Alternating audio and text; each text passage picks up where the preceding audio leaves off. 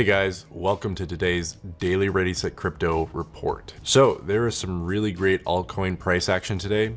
IOTA, Stellar, Ryblox, Icon. We saw Request Network break into the top 50, and we saw a select few make some awesome gains, and it was a pretty excellent day across the board. However, what I saw happen, and I didn't really see it get reported on, was something that hasn't happened since June. What I'm talking about is Bitcoin's dominance percentage. That's Bitcoin's share of the total market capitalization for all cryptocurrencies represented as a percentage.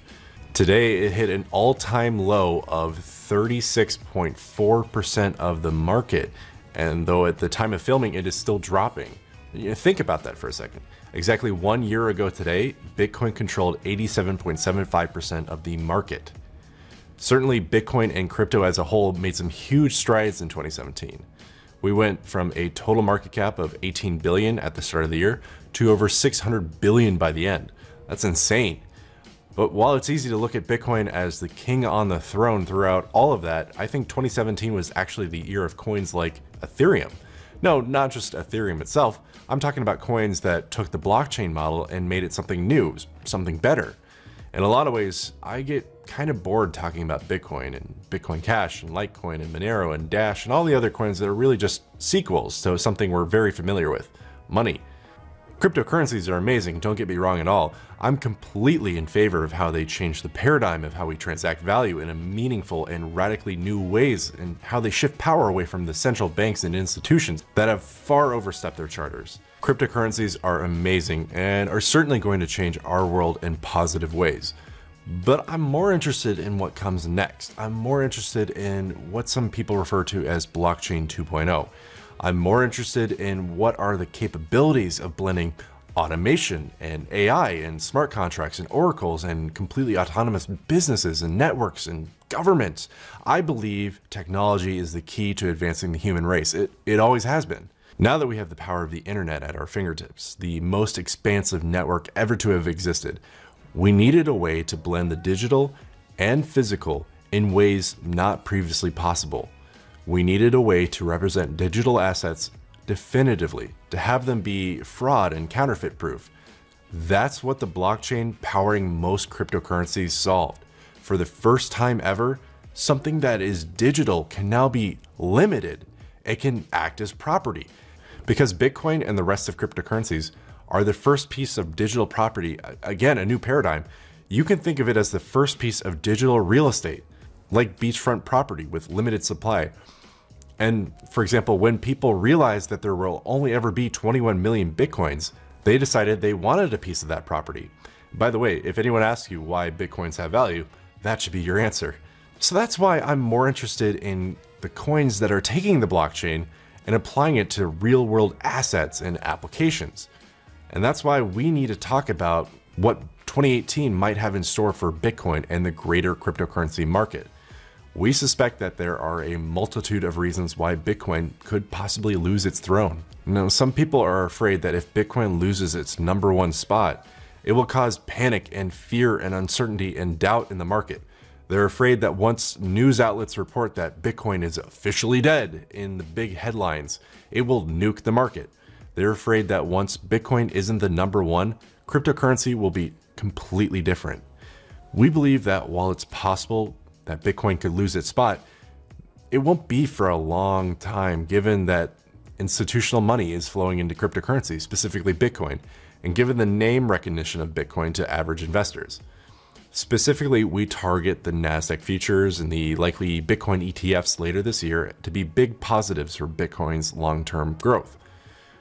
But with the exchanges moving away from Bitcoin as the dominant pairing, and with internal politics and the rise of Bitcoin forks, and with Bitcoin's inability to scale without solutions like the Lightning Network, it's likely that we will not return to a market dominance above 60%. But on the other side of the coin, we highly doubt that a market dominance lower than 20% is likely. Bitcoin will continue a slow lapse of market share, but it will still be some time before an altcoin takes its throne. When that happens, we don't really anticipate a market crash, but we also don't anticipate another altcoin being as dominant as Bitcoin has been. It will be a mixed bag as the biggest altcoins fight for space in the top 10. It will be different, but we believe this is good for the overall market. This is how the market matures, by diversification. Currently, if Bitcoin tumbles, the entire market tumbles, kind of by herd mentality. If Bitcoin goes parabolic, the market follows. Sure, that's fun to invest in, but that kind of market volatility scares off the investors with the kind of money to take crypto mainstream. Bitcoin losing its dominance is a good thing because Bitcoin can't fulfill every role that crypto can as a whole. Bitcoin is specialized and it's never going to die. It's simply just going to recede in importance as time goes on. That's the nature of technological progress, especially when things are open and free. Let's thank Bitcoin for laying the groundwork and build upon it. So to that end, my pick for today's cryptocurrency opportunity is one that certainly builds upon the spiritual endeavor that is the free and open world that Satoshi envisioned with Bitcoin. I'm speaking of Substratum. Now, Substratum is subjectively one of my favorite cryptocurrencies out there. The reason for that is the team invited me in December to their holiday party, and I got to meet them and talk a little bit about their vision and tour the office, and it was very awesome to see their passion in person. I even got to meet a couple of crypto evangelists like myself, including a guy you may have heard of, DataDash. It was a pretty great time. Now back to being objective, Substratum attracted me as an investor as they're essentially looking to do one thing: decentralize the internet. It may sound simple, but Substratum's technology is looking to change the way we use the internet and, more importantly, the way it's hosted. In the world today, many people do not have access to a free and open internet. The Substratum network seeks to give all websites and applications the chance to be free from regulation and censorship. Substratum is looking to use an open source network that will allow people to use their own computing resources to make the internet a fairer place for everyone. This basically means that anyone with computing power can use their computer resources to host websites.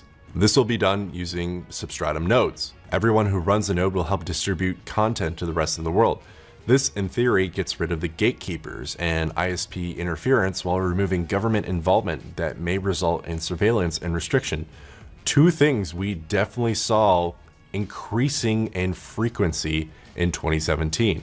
Everyone who runs a Substratum node on their computer will have a chance to earn Substratum currency via microtransactions.